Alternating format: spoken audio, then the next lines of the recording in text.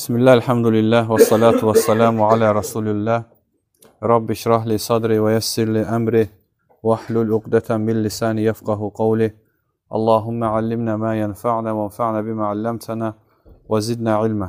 Əmmə ba'd. Esselamu aleykum və rahmetullahi və barakatuhu. Qardaşlar, elhamdülillah, Allah həmd olsun, yenə də Allah bizi məhvəq edib, onun dinini zikr etməyi, öyrənməyi. Buna görə Rəbbimizə şükür etməliyik. Yenə də çoxlu şəkildə bir qul Allaha ümumiyyətlə dili daima şükrə öyrəşdirməlidir. Çünki insan nə qədər şükür edirsə, nə baş verir onda? Hə, qardaşlar, nə baş verir? Onda o baş verir ki, insan bilir ki, ibadət onun özündən deyil. O bilir ki, onu Allah məhvəq edib ibadətə. Və hər dəfə şükür edir ki, Rəbb ona yeni ibadət qapılarını, yeni xeyir qapılarını açsın. Ona görə çoxlu şükür etmək lazımdır Allaha. İbadətimizə görə, hidayətimizə görə. Və bugün götürəcəyimiz mövzu yenə də əxlaq haqqında hədislərdir. Və artıq 56-cı dərsimizdir bu barədə. Kitabı qutarıq. Əlhəmdülillah. Və səfərin ədəbləridir. Səfərin ədəbləri. İkinci hissə. Və Şeyx buyurur ki, səfərin ədəblərindən bir qadına məhrəmsiz səfərə çıxması qadağandır. Necə ki, Peyğəmbər sallallahu aleyhi ve sellem buyurur ki, Lə yəhillu li imra'atin tu'minu billahi vəl yevmil əxiri tusafiru məsirətə sələsi ləyalin illə və ma'əhə zu məhramin. Bir qadına Allaha və axirət gününə iman gətirmiş bir qadına məhrəmi olmadan 3 gün ərzində səfərə, 3 günlük səfərə getməsi, yəni 3 günlük yol məsafəsində olan səfərə getməsi qadağandır.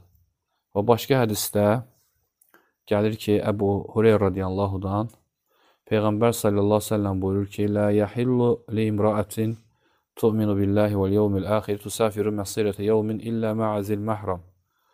Bir qadına, Allahı və axirət gününə iman gətirmiş bir qadına bir günlük yol məsafəsi qədər səfərə çıxması qadağandır.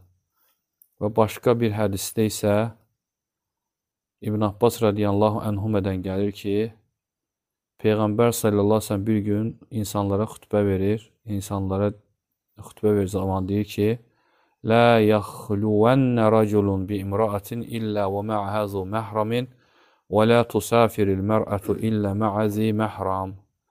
Buyurur ki, bir kişi naməhrəm bir qadınla təklikdə qalmamalı və heç bir qadın yanında məhrəm olmadan səfərə çıxmamalıdır. Bu vaxt bir nəfər qalxır ayağa və deyir ki, Ya Rəsulallah, mən filan döyüşdə iştirak etmək üçün orduya yazılmışam. Yəni, gəlib orduya yazılıb ki, yəni filan döyüşdə iştirak etsin, amma zövcəm isə həcc ziyarəti üçün yola çıxıb, yəni tək, məhrəmsiz. Onda Peyğəmbər sallallahu aleyhi ve sellem buyurur ki, get zövcənlə birlikdə həccini yerinə yetir. Bu hədislər göstərir ki, yəni məhrəmsiz, yəni qadının deməli, yol çıxması, səfər etməsi qadağandır, hətta həccə getsə belə. Və bu hədislərdə fikir versəz nə gəldi? Birində 3 gün, birində 1 gün, birində 2 gün, birində müəyyən bir müddət. Bunlar hamısı verilən sualın müqabilində verilən cavablardır. Bir kişi gəlir, deyir ki, 3 günlük gedə bilər, deyir, yox. Biri gəlir, 2 günlük gedə bilər, deyir, yox. Lakin, ümumi hədis varid olub ki, İbn Abbasdan ki, qadın məhrəmsiz səfərə çıxmasın. Ona görə də əgər yəni, qadın səfərə getmək istəyirsə, mütləq onun yanında nə olmalıdır? Məhrəm olmalıdır. Və həmçinin səfərin ədəblərindəndir ki, səfərdə yoldaşlarının bir-birinə yeməkdə kömək etmələri üçün, səfərin xərclərini, yəni ödəmələri üçün pullarını, mallarını bir araya qoymaları. Yəni, bu da səfərin ədəblərindəndir. Necə ki, məsələn, bir toplum səfərə çıxdığı zaman yaxşıdır ki, aralarında bir nəfərə yəni, yığsınlar, versinlər və o da səfərin o xərcini təmin eləsin. Necə ki, İmam Əhməddən soruşulduğu zaman ki, yəni sənə hansı daha sevimlidir? Yəni insanın yeməkdə tək qalması, yoxsa yoldaşları ilə birlikdə yemək yeməsi? O da dedi ki, birlikdə yemək yeməsi daha münasibdir. Yəni, çünki deyir, bu zaman, onlar bir yerdə olduqları zaman, yəni yemək pişirməkdir və başqa işlərlə məşğul olmaqdır, tək insan üçün çətin olur. Lakin bir yerə toplaşdıqları zaman nə olur? Yəni, bu asanlaşır. Ona görə də İbn Muflih rəhməhullah Ədəb-ü Şəriə kitabında gətirir ki, yəni nəhd nədir? Yəni nəhd yoldaşlarla bir yerə toplanıb pulu bölüşdürüb, yəni səfərdə xərci toplamaq. Yəni bunlar necə olur deyir? Səfər yoldaşları öz pullarını toplayırlar bir yerə, bir məbləğ çıxarırlar və bunu onların adından xərcləyən bir nəfərə verirlər. O da hamı üçün yemək hazırlayır, müəyyən şeylər alır. Hətta onların bəziləri digərlərindən daha çox hissələr belə. Yəni, fərqi yoxdur. Yəni, bu da səfərin ədəblərindəndir. Və həmçinin səfərin ədəblərindəndir ki, Peyğəmbər sallallahu aleyhi və səlləm cümə axşamı səfər eləyərdi. Ən çox səfər etdiyi gün açan idi cümə axşamı.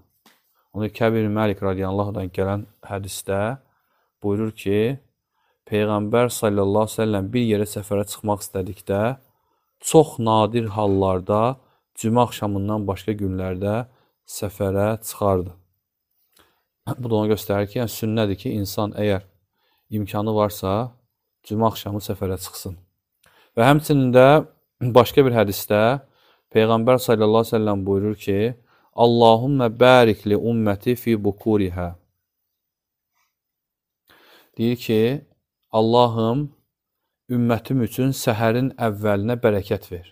Səhərin əvvəli asandır. Sübh namazından sonra günəş çıxana qədər. Əsas burada məqsəd budur. Yəni, ona görə də alimlər bu vaxt yatmağı xoşlamayıblar. Hətta qadağa görən alimlər var. Çünki bütün ruzunun bölüşməsi, bərəkətin verilməsi o vaxta verilir. İnsan gərək günəşin çıxmasına görə gözləsin. Yəni ki, bu ən gözəli budur.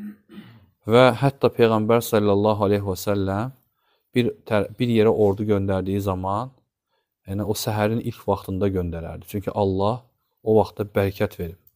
Hətta tacirlərdən olur, adı Saxr olur onun. Saxr radiyallahu. Və o ticarətin mallarını səhərin əvvəlində yola salırdı. Yəni ticarət mallarını, karvanları zadı səhərin əvvəlində yola salırdı. Bunun nəticəsində deyir, çoxlu var dövlət sahibi olur. Ona görə insan gərək bu vaxtlara diqqət eləsin. Xüsusən də bu vaxtda. Çünki Allah subhanahu taala bu vaxtda bərəkət verib.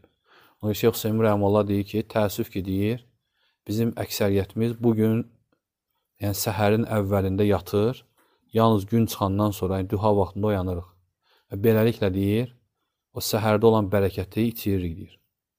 Ona görə insan gərək bu bərəkəti itirməsin. Yəni, ümumiyyətlə, sələf alimlərindən hamısı deyir ki, bu vaxt yatmaq düzgün deyil. Hətta ən yaxşı odur ki, o vaxtda Quran oxuyasan. İstiğfarla keçirəsən. Quran çox oxuyasan o vaxt.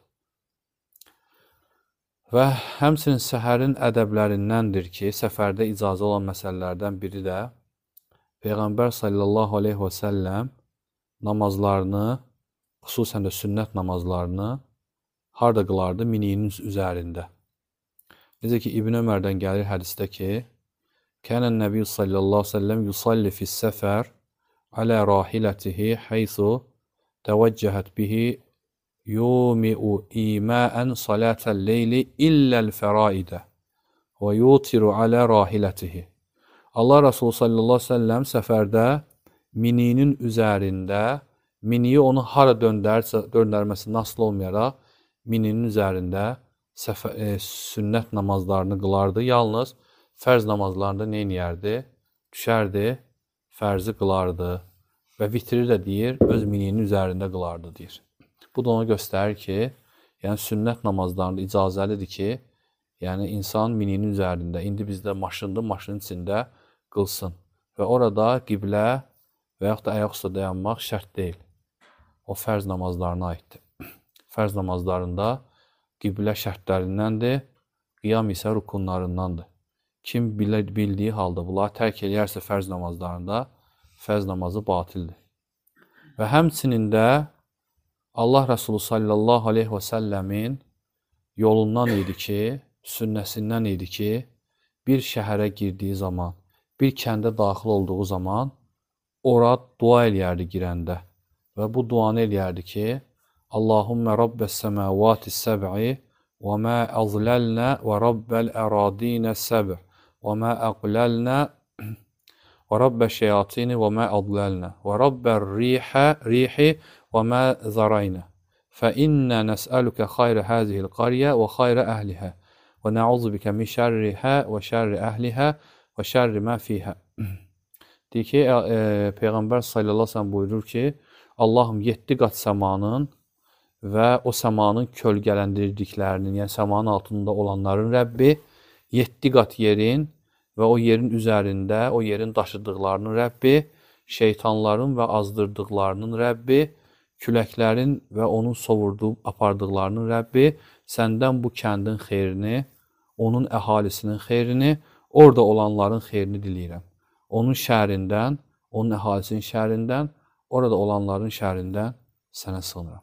Yəni, insan bu duanı eləsin. Və bu da, məsələn, biz səfərlərə gedirik də, məsələn, insan gedir öz rayonuna qayıtdığı zaman, yaxşıdır ki, bu duaları eləsin və yaxud da hara gerir, hansı şəhərə girirsə, hansı şəhərdən qayıdırsa, insan ümumiyyətlə Allahdan istəsin. Allahdan istəsin ki, Allah subhanət hala o şəhərin əhalisinin şərrini onu qorusun, o şəhərin əhalisinin xeyirlərini onun qabağına çıxarsın. Hətta Şeyx Hüseymin Rəhmallah deyir ki, insanlar bu günlər deyir, çox az insan var ki, bir münkər yerlərdən keçdiyi zaman oranın dəyişilməsi üçün Allahdan dua eləyir. Çox az adam var. Məsələn, bu günlər sən bir musiqi məclisi təşkil olunan salonların yanına keçdiyin zaman və yaxud da bir pis məclislər olan salonların yanına keçdiyin zaman Allaha dua elə, ya Rəbbi, buranı dəyiş, buranı xeyirli bir şeylə, yəni ki, əvəzlə. Vallahi, yəni, ola bilər ki, Allah subhanət Allah sənin duanla o şeyi müvəffiq eləsin. Və həmçinin də səfərin ədəblərindəndir ki, təbii ki, bu oxuduqlarımız çoxsu, yəni 14 əsr bundan qabaq olan hadisi şeylərdir də. O vaxtda bilirsiniz ki, maşın olmayıb, çox yerlərdə kənd, şəhərlər olmayıb, uzaq səfərlər gediblər insanlar. Ona görə də bu hədislərin çoxsu o şeylər üçün nəzərdə tutulub. Amma bugün görürsən ki, bu şeylər asanlaşıb bizim üçün. Məsələn, burada hədisdə Peyğəmbər sallallahu aleyhi ve sellem buyurur ki, yəni səfərin ədəblərindəndir ki, insanlar səfərdə olarkən bir yerə getdikləri zaman, məsələn, bir meşədir, bir vadidir, oturduqları zaman, həmin yerə düşüb istirahət etdikləri zaman səpələnməsinlər. Hərəsi bir tərəfə gedib atlarını bağlayıb səpələnməsin. Hamısı bir yerə yığışsın. Və bu da səfərin ədəblərindəndir.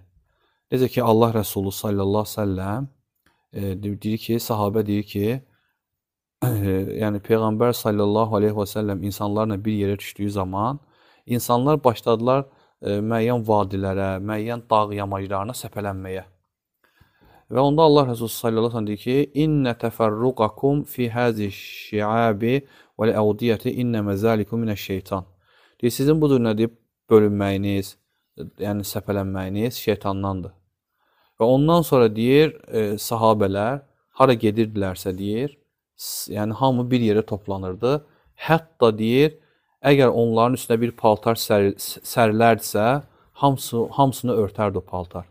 Bu da neyi göstərir? Bu da onu göstərir ki, yəni insan səfərdə olduğu zaman çalışmalıdır bir-birindən ayrılmasın. Ola bilər ki, birinin ehtiyacı olsun, sən o ehtiyacı görəsən. Ola bilərdir ki, Allah Rəsulü vaxtında düşmənləri çox idi onun. Xüsusən də Məkkə vaxtında, hələ Məkkə cəmaatının çoxusu iman gətirməmişdi. Hücum etdikləri zaman onlara insanları təkləyib, yəni onlara qalib gələ bilərdilər. Və yaxud da ki, məsələn, orada kimsə yaralanardı, nəsə zəhərlənərdi və yaxud nəsə olardı.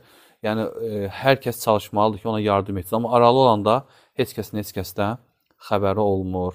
Və həmçinin də səfərin ədəblərindəndir ki, insan səfərə getdiyi zaman, yəni gecələmək istədiyi zaman, yola yaxın yerlərdə gecələməsin. Yol olan yerlərdə gecələməsin. Necə ki, Allah Nəbisi sallallahu əleyhi və səlləm bir hədisində buyurur ki, Əgər heyvanlarla otlaq və bolluq vaxtında səfərə çıxsanız, yəni heyvanlarla otlaq və bolluq vaxtında səfərə çıxsanız deyir, dəvələrə torpaqdan payını verin. Yəni onları yaxşı otarın ki və dincəlməklərinə imkan yaradın ki, heyvanlar əziyyət çəkməsinlər. Əgər quraqlıq və çətinlik illərini səfərə çıxarsınızsa, onda hədəfə çatmaq üçün tələsin. Yoxsa heyvanlar yolda, yəni acından və susundan daha tez tələf olarlar. Nə qədər tez geçsiniz, o qədər yaxşıdır. Və sonra buyurur ki, və gecə düşdüyünüz zaman, yəni yolun qırağında gecələməyi tərk edin. Çünki yollar heyvanların keçdiyi və gecələr ziyanverici canlıların, yəni ilandır, əqrabdır, sığındığı yerlərdir. Yəni alimlər bu hədislərdən fayda götürürlər ki, yəni nə baş verir burada? Görürsən ki, belə deyək də, o heyvanlar hansı ki, yollara nə üçün gəlirlər o yırtıcı heyvanlar? O yollara görürsən qida tökülür, səfərlərdə hansı karvanlar keçəndə oradan, orada qidalar, yemək tökülür və yaxud nəsə tökülür. Heyvanlar onları gecələr gəlib yemək üçün gəlirlər oraya, yola çox çıxırlar onlar. Ona görə insan gərək yolun qırağında, yola yaxın yerlərdə gecələməsin ki, o heyvanların əziyyətinə məruz qalmasın. Bu səfərin ədəblərindəndir. Və həmçinin də səfərin ədəblərindən insan səfərdə namaza qalxmaq üçün vasitələri möhkəmləndirməlidir. Namaza qalxmaq üçün vasitələri möhkəmləndirməlidir. Çünki səfər ağır bir şeydir. Ola bilər ki, səfərdə sən yorğun olarsan, səfər uzun olar, namaza yatıb qalarsan. Ona görə də insan gərək bu şeylərə diqqət etsin. Necə ki, Peyğəmbər sallallahu əleyhi və səlləm vaxtında Allah Rəsulu sallallahu əleyhi və səlləm Xeybər döyüşündən qayıdırdı bir dəfə gecə və gəlib, yəni gecə vaxtı olduğu zaman yuxu tutur onları və Allah Rəsulu sallallahu əleyhi və səlləm Bilala deyir ki, İqlə lənə leylə, yəni bizim üçün gecəni oyaq qal və bizə kesik çək. Və Bilal radiyallahu da biraz qalır oyaq və nə qədər gecə namazı qılır, Allahın ona yazdığı qədər. Sonra fəcrə az qalmış, heyvanına söykənən halda yuxuya gedir. Və belə deyək də, yatıb qalırlar sübh namazına. Və Peyğəmbər sallallahu əleyhi və səlləmin üzünə gün düşür sahabilərin. O zaman Allah Rəsulu ayılır. İlk ayılan Allah Rəsulu olur. Və Peyğəmbər sallallahu əleyhi və səlləm dərhal qalxır və deyir ki, ey Bilal, və Bilal artıq bilir ki, yatıb qalıblar namaza. Deyir ki, ey Allahın Rəsulu, sənin nəfsini saxlayan, mənim də nəfsimi Allah saxladı. Yəni o mənada deyir. Və deyir, atam, anam sənə fəda olsun deyir. Yəni ki, artıq görürlər ki, sübh namazı çıxıb. Onda Peyğəmbər sallallahu əleyhi və səlləm deyir ki, yəni dəvələrinizi götürün, bu yerdən çıxın. Yəni biraz aralanırlar oradan və sonra Allah Rəsulu sallallahu əleyhi və səlləm dəstəmaz alır və Bilala əmr eləyir ki, namaz iqamə versin və onlar üçün sübh namazını qılır. Və sonra buyurur ki, fələmmə qadas salətə qalə, namazı qəza etdikdən sonra deyir ki, mən nəsiyə salətə fəlyusallihə izə zəkərəhə fə innəlləhə qalə və aqimis salətə li zikri. Deyir, sizdən biriniz namazı unutduğu zaman, yəni namaz unudularsa insan tərəfindən, onu xatırladığı zaman dərhal onu qılsın. Çünki Allah Subhanahu taala buyurur ki, məni xatırlamaq üçün namaz qılın. Bu da onu göstərir ki, namazın qəzası icazəlidir. Əgər insan yatıb qalarsa və yaxud da müəyyən səbəblərdə namazı buraxarsa, o namazı qılmalıdır, boş buraxmalı deyil o namazı. Lakin bizim bu dönəmimizdə Allah Subhanahu o qədər şey bizi asanlaşdırıb ki, bizi isə məsələn müəyyən vasitələr var ki, o vasitələrlə biz sübh namazlarına qalxırıq. Sübh namazlarına asanlaşıb. Görün, onların dövründə necə çətin olub, necə sıxıntılı olub olan dövründə. Amma bizdə isə çox asandır. Yəni, çox vasitələr var ki, bizim namaza qalxmamıza kömək eləyir. Lakin təbii ki, insan gecəni boş-boş şeylərlə keçirərsə, oturub pis-pis şeylərə baxarsa, vaxtını zay eləyərsə və buna görə sübh namazına yatıb qalarsa, təbii ki, o böyük günah sahibidir, böyük günah qazanır. Çünki o artıq, yəni sanki özü bilə-bilə bunu şey edir ki, namaza yatıb qalsın. Çünki o bilir ki, lap namaza qalxsa da belə, namazı qılsa da belə, o yuxulu qılacaq namazı. Yaxşı olmayacaq onun vəziyyəti namazda. O cür namaz qılmaq qadağa gəlib ki, yuxulu-yuxulu namaz qılasın.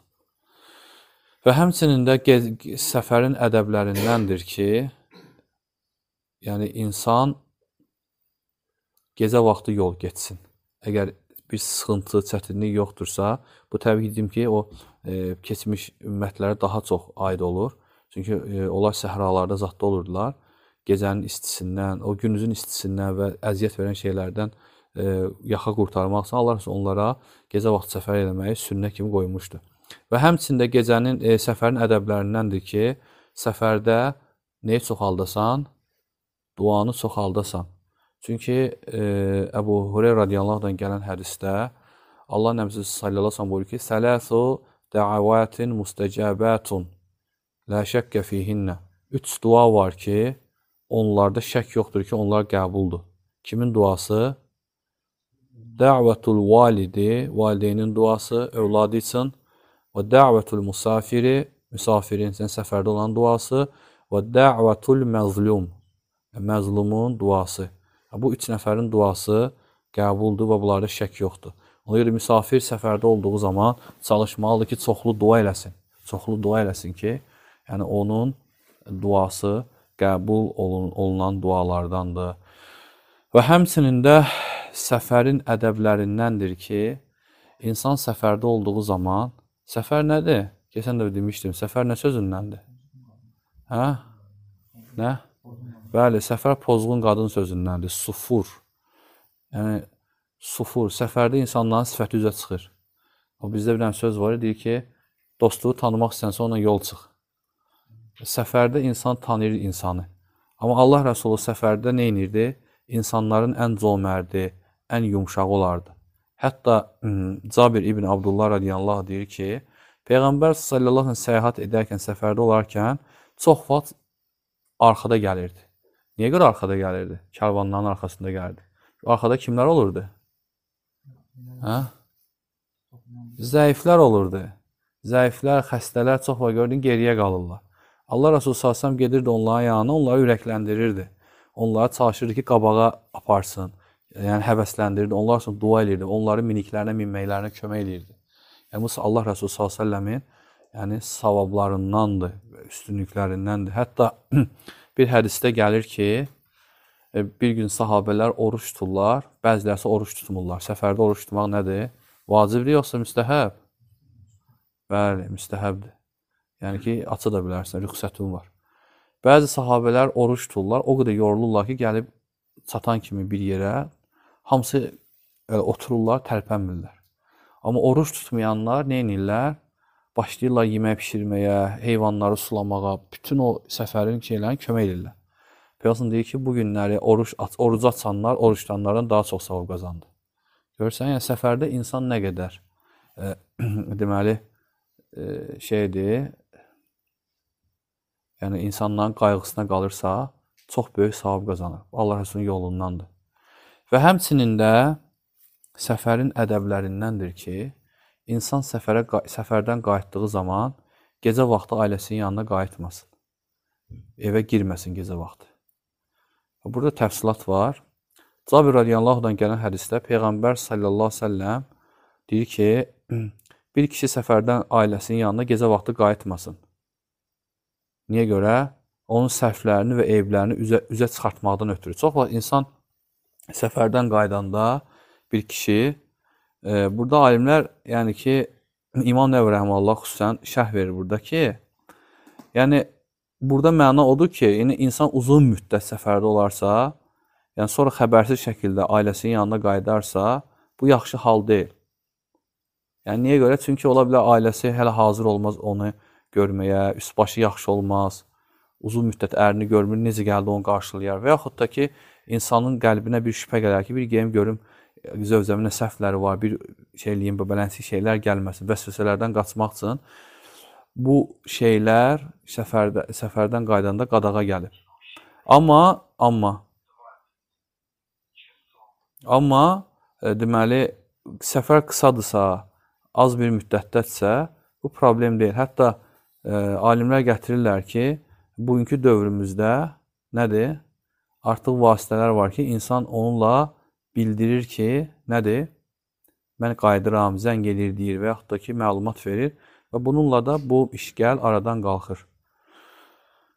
Və həmçinin də səfərdən qayıtdığı zaman insanın yəni, sünnədəndir ki, əgər meçidə gəlirsə nə etməlidir? Qayıtdığı zaman ölkəsinə, yaxud da şəhərinə girib meçiddə 2 rükət namaz qılsın. Necə ki, Peyğəmbər sallallahu əleyhi və səlləmlə varid olub ki, Allah Rəsulü sallallahu əleyhi və səlləm çox vaxt səfərlərindən açan qaydardı, duha vaxtı qaydardı. Və meçidə daxil olardı, orada oturmamışdan qabaq 2 rükət namaz qılardı. Və Allah Subhanahu taala bu dönəmimizdə necə də asanlaşdırıb bizim üçün. Necə də asanlaşdırıb bizim üçün səfərlərimizi, gedib gəlməklərimizi, yüklərimizi daşımaqlarımızı. Adı görsən, insan aeroporta girir, bir dənə qapının ağzında verirsən yükü, su. Bir də harda alırsan, yəni ki, çatdığın yerdə. Amma görün, bizdən qabaqkiların nə qədər çətinliklər olub, nə sıxıntılar olub. Onlar səhraların istisində, o çətinliklərlə, aylarla, günlərlə yol gediblər. Və Allah Subhanahu taala bu barədə Quran-Kərimdə buyurur ki, mal qaranı da o yaratdı. وَالْاَنْعَامَ خَلَقَهَا Onlarda sizin üçün istilik, yəni bədəninizi isti saxlayan yun, geyim və başqa faydalar var. Həmçində onlardan nə edirsiniz? Yeyirsiniz. Mal qaranı axşam, yəni o tövləyə qaytardıqda və səhər çölə buraxdıqda onlara baxıb fərəhlənirsiniz. Onlar yüklərinizi, özünüzün çətinliklə apara biləcəyiniz o yükləri bir ölkəyə, bu ölkədən o bir ölkəyə daşıyır. Həqiqətən Rəbbiniz şəfqətlidir, rəhimlidir. Atları, qatırları, uzun qulaqları sizə həm minik, həm də zinət olsun deyə Allah yaratdı. O sizin hələ bilmədiyiniz bir çox şeyləri də yaradır. Yəni, subhanallah, baxın, Allah subhanallah hələ sahabələrin vaxtında o bilmədik nə şey yaratdı, miniklər, təyyarə, gəmi. Və başqa bir ayda Allah subhanallah buyurur ki, o bütün canlıları və bitkiləri cüt yaratdı. Mindiyiniz gəmiləri və heyvanları da yaratdı ki, onların belinə yaxud göyərtəsinə qalxıb yerləşdiyiniz zaman Rəbbinizin nemətini yada salıb deyəsiniz. Bunu bizə ram edən Allah pakdır, müqəddəsdir, yoxsa bizim ona gücümüz çatmazdı. Şübhəsiz ki, Rəbbimizə qayıdacağıq. Bu ayələr neyi göstərir? Allah Subhanahu taalanın bizə olan nemətini, Allahın bizə olan nemətini. Yəni, əvvəllər insanlar böyük çətinliklə, gəmilərlə, heyvanlarla səfərə gedirdilər və bu böyük çətinlik tələb edirdi. Allah Subhanahu bizə o qədər gözəl nemətlər nəsib elədi ki, yəni bunların şükrünü ödəyəsiniz gərək. İnsan gərək bunların şükrünü ödəsin. Yəni, səfərlərimizi necə asanlaşdırıb. Baxın, insan əvvəllər, məsələn, səhralarla gedəndə o səhranın istiliyi, küləyi, tufanlar, bunların hamısına dözməli idi. İndi avtomobili bağlayırsan, kondisioner, təyyarə, heç bilmirsən ki, haranın üstündən keçirsən, nə üstündən keçirsən. Təsəvvür, onlar da o səfərləri ediblər, biz də.